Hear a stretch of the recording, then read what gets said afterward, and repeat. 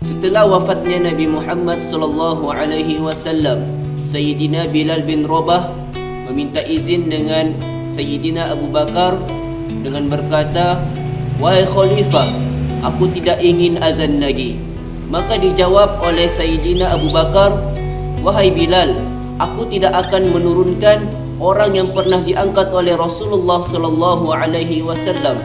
Maka dijawab oleh Bilal merayu, "Wahai Sayyidina Abu Bakar, izinkan aku tidak azan lagi. Aku merayu, tolonglah." Maka dijawab oleh Sayyidina Abu Bakar, "Tidak wahai Bilal, melainkan kau mempunyai alasan. Apa alasanmu untuk tidak azan lagi?"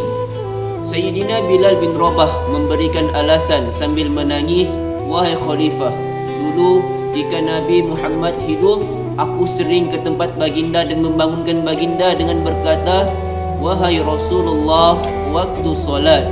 Dan kadang-kadang Nabi Muhammad datang ke tempatku dan membangunkan aku dan berkata, 'Wahai Bilal, waktu solat.' Selepas itu, aku dan Nabi pergi dekat dengan menara. Aku naik ke atas menara, disaksikan oleh Nabi Muhammad. Dan sebelum aku azan, aku pasti akan melihat Rasulullah yang tetap berdiri di situ. Selepas saja aku azan, aku turun juga disambut oleh Rasulullah sallallahu alaihi wasallam. Ketahuilah wahai khalifah, perkara itu aku lakukan 5 kali setiap hari waktu solat.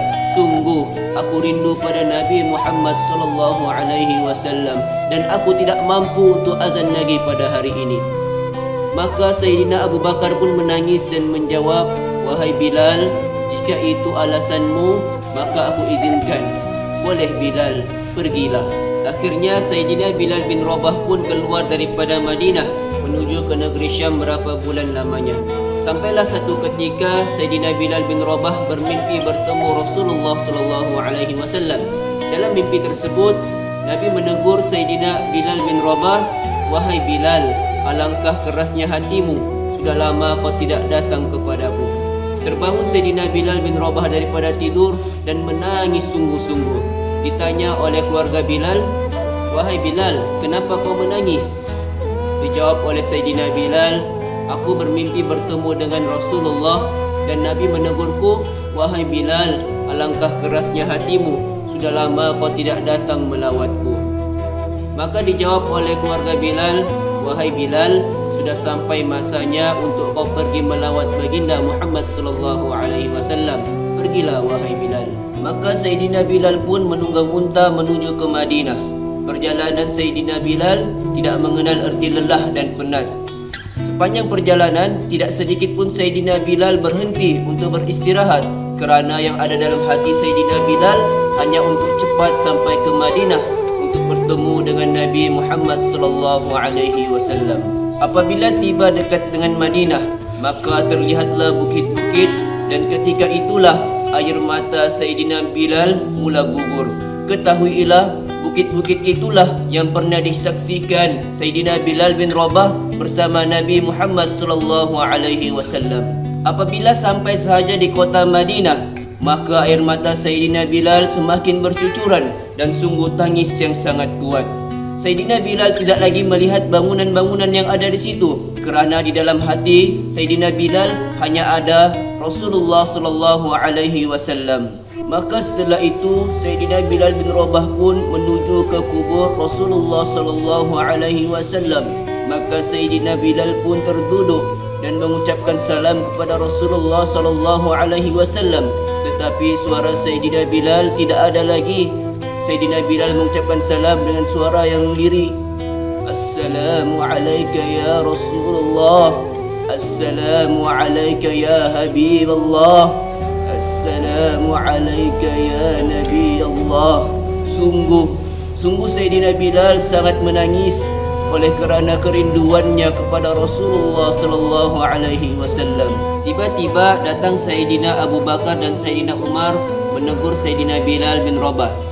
"Wahai Bilal, kenapa engkau menangis? Dan sungguh nangismu ini tidak seperti biasa." Dijawab oleh Bilal, "Wahai Khalifah, sungguh ketika ini aku merasakan sangat takut. Aku takut ditinggal oleh Rasulullah sallallahu alaihi wasallam." Ditanya oleh Abu Bakar, "Kenapa Bilal? Apa dosa yang kau lakukan?"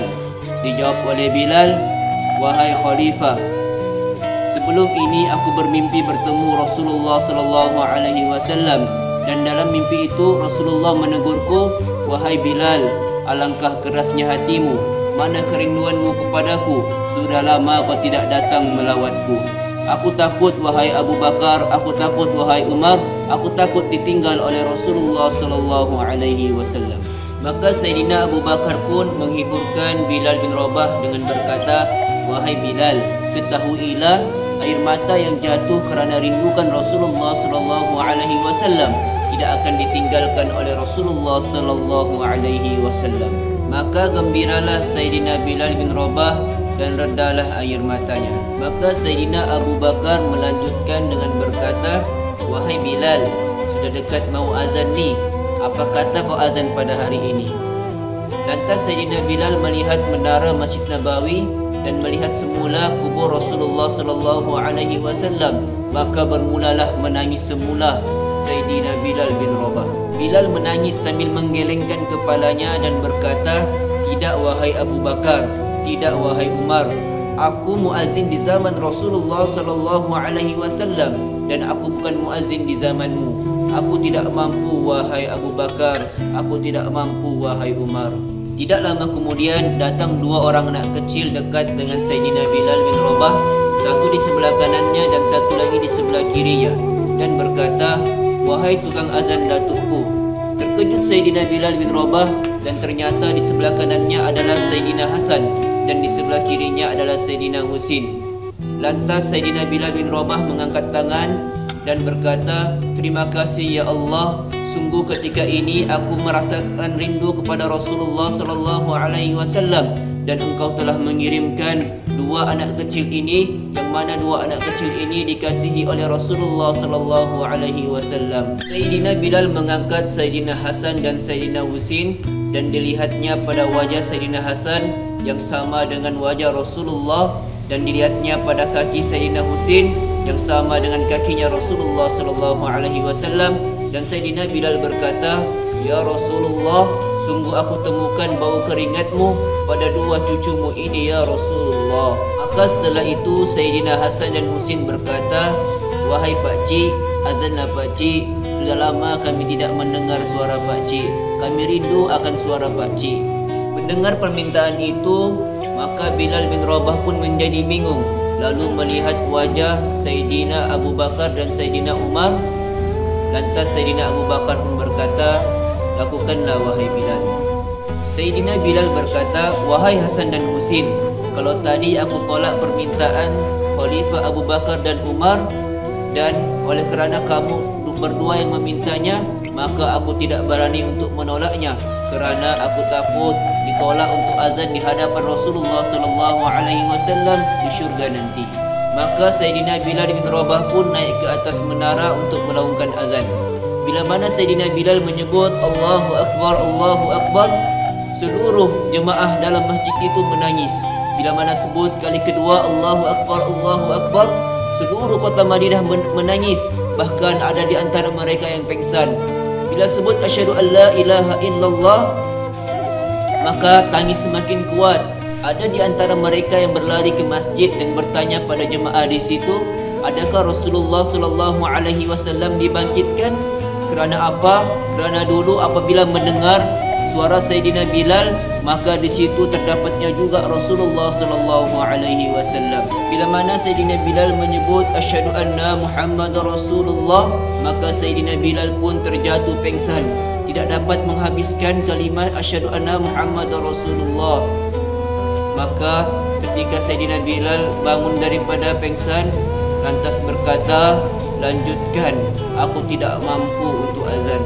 Sungguh aku rindu pada Rasulullah, aku rindu pada Rasulullah." Begitulah cinta dan rindunya Sayyidina Bilal bin Rabah kepada Rasulullah sallallahu alaihi wasallam. Kita tanya pada diri kita, adakah bila mana disebut nama Rasulullah sallallahu alaihi wasallam kita rindu pada Rasulullah? Apabila kita menyebut Allahumma salli ala Sayyidina Muhammad, apakah hati kita bergetar rindu pada Rasulullah sallallahu alaihi wasallam? Maka dengan itu marilah kita berdoa selalu, Moga-moga Allah pertemukan kita dengan Rasulullah sallallahu alaihi wasallam di akhirat kelak dan mendapat syafaat daripada Rasulullah sallallahu alaihi wasallam.